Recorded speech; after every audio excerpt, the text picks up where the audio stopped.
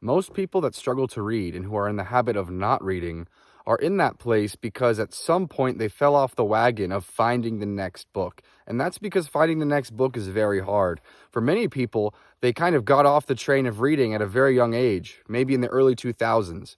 Many of us of my generation got handed one really addictive and interesting book, and that was Harry Potter. And so most people in their mid-20s now, and even younger, say they have that one book when they were kids or a few, and then after that they stopped reading. And that's because there aren't that many books that get just thrust into your hands. At a certain point, you have to go and seek out what you like. And so the real question is, how do we find the next perfect book? It's not that easy, but there are a few tactics I've found that have made it so I no longer struggle to find that next book that really grips me, makes me feel like I'm reading something meaningful and interesting, and a page turner in the sense at least that I'm getting something out of every page and I want to continue reading. It's not some monumental effort for me to read. And the way I did that is first by developing a general knowledge of literature. You don't need to be a PhD or anything like that. But if I say names like Kafka, Hemingway, Dostoevsky, Brandon Sanderson, in any genre, you need to have a somewhat strong understanding of who they are and where they fit in.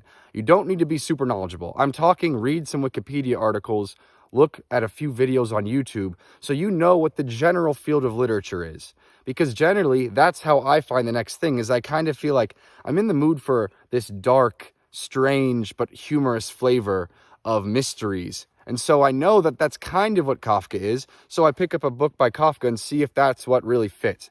And if not, I go to another writer who I kind of have heard of that's also in that flavor, and then I try them out. And so I usually try out a few books of a flavor to see if that's the one that I'm going to go with. But I can only do that because I have a somewhat decent knowledge of the history of literature. And this isn't this hard. This is a few days work just to know the big household names that you probably should know anyway, that you probably should have learned in high school or college. The Dostoevskys, the Tolstoys, the Walt Whitmans, these people. If you kind of know what each of them is about, you will be able to find your next book. And right now I'm naming a bunch of classic authors. It doesn't need to just be the classics. It can be all the big names in all the genres. And if you know what genres you like, that's a good place to start. Get an understanding of fantasy, sci-fi, romance, whatever it is, what you want to start out with, and then slowly branch out into a general knowledge of literature as a whole. It's really not that hard to develop, but it's really, really important. The other tool that I use is by downloading the beginning of books. You can do this with a Kindle or going to a bookstore and flipping through the first 5 to 10 pages. Now, this probably seems extremely obvious to people that read a lot, but to other people, I go with them to bookstores because I try to get my friends to read, and they don't know how to shop for books. They obsess over prices, which is something very funny. Like a $10 book is crazy after we just got a $15 Chipotle. Doesn't make much sense. But they obsess over prices. It's super conservative, whereas me and my friends who do read know what to do, and that is pull tons of books off the shelf. Read the first few pages, read the back, be like, oh, I've heard of this one. This is like Dostoevsky's lesser known little thing. And the first few pages are this tone. Okay, maybe I'm not in the mood for that. And you do that like a dozen times in a bookstore or on your Kindle. And through that process, you find the next book. And I've gotten better at knowing myself and knowing where I want to go in my journey as a reader. And so it usually only takes like 3 or 4 or 5 samples to figure out what I'm going to read next. The other tactic, besides that one, though it's very close, is once you have a general knowledge, your intuition will guide you. And this means going into a bookstore or just going through the book you're reading now and just feel what idea is drawing you to it. Because honestly, the subconscious mind is extremely powerful. We all know that. And oftentimes, the best books I've ever found came out of nowhere.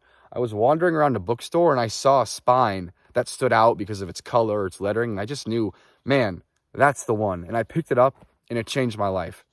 And I don't know how the unconscious mind knows that from the color of a spine and the style of text on a spine, that that's exactly the book that my brain needs right now, but it can do this. Lots of people have stories like this. So follow your deep instincts. But to develop those instincts, you probably need a decent foundational knowledge of what books are, who has written them that is fantastic, what the genres are, things like that. But it's not hard to develop. The last way to find amazing books and never stop reading is kind of a more advanced tactic. It's for people that read a decent amount, but have trouble finding like the next amazing book.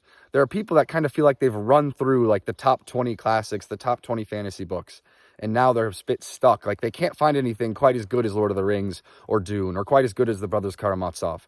And the thing that we have to do if we're in that situation is go into the writer's forgotten work. And guys, it's crazy how even the biggest names on earth have these books that are kind of forgotten. For example, Tolstoy, we know him for War and Peace and Anna Karenina. He has this third book called Resurrection that I've never heard discussed by anyone ever.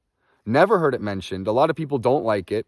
Fair enough. But I found it finally, and it was my favorite book by him by far. It was a life-changing read.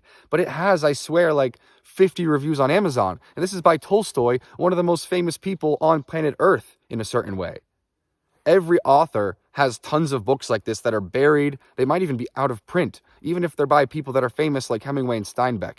So start digging into those deep cuts in the same way you would for a music artist you love.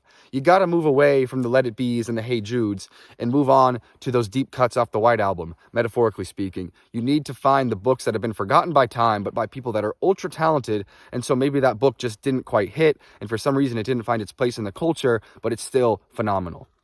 That is really the cherry on top of the reading continuously journey. It's a series of tactics you develop, because if you do not chain your reads together, you stop reading. No matter how good or how passionate of a reader you are, if you don't know how you find your next book, if you don't have that process down, you will stop being a reader. Because most books aren't for us. Most books we bounce off of. Most books, if they're about, say, the pain of leaving home and we haven't left home yet, don't hit us. If the book is at too high of a level of vocabulary and grammar, then we just bounce off of it. And this is a personal message to people that say they hate the classics. I'm going to say this, and people aren't going to like it, but it's true. If you hate the classics, it's probably that you actually aren't strong enough in comprehending that certain vernacular, grammar, and vocabulary of that time or of that writer, and you're just not effortlessly understanding it, and so you're bouncing off of it. This isn't always the case, but people talk about struggling and not being able to get into a book, and it's oftentimes because they haven't read in so long, or their vocabulary isn't at a place where they can effortlessly sweep through one of these older books, and so they hate it just because it's stressful to read. It takes a mental effort. Whereas they move on to something slightly easier about the same theme, and then they can connect with it. So don't be too concerned about what books you read. You should not be a snob or listen to snob opinions, but understand that your reading journey was going to level you up in what you can understand and connect to and read. So don't be afraid to get more and more ambitious, but at the same time, don't be afraid to jump to ultra comfort reads. Personally, I like to switch between things that I know are going to challenge me and things that are going to be easy and sweet and just brain candy. It doesn't mean that they're dumb or useless or not worthy of attention. It just means they're a bit easier for my brain to attach to. They're not going to like send me into an existential crisis or push me to reread sentences again and again. So don't be concerned with that. Be much more concerned with just following your gut, following your general knowledge of literature and history to find that next read. And once you can do that, you won't stop reading. That's all.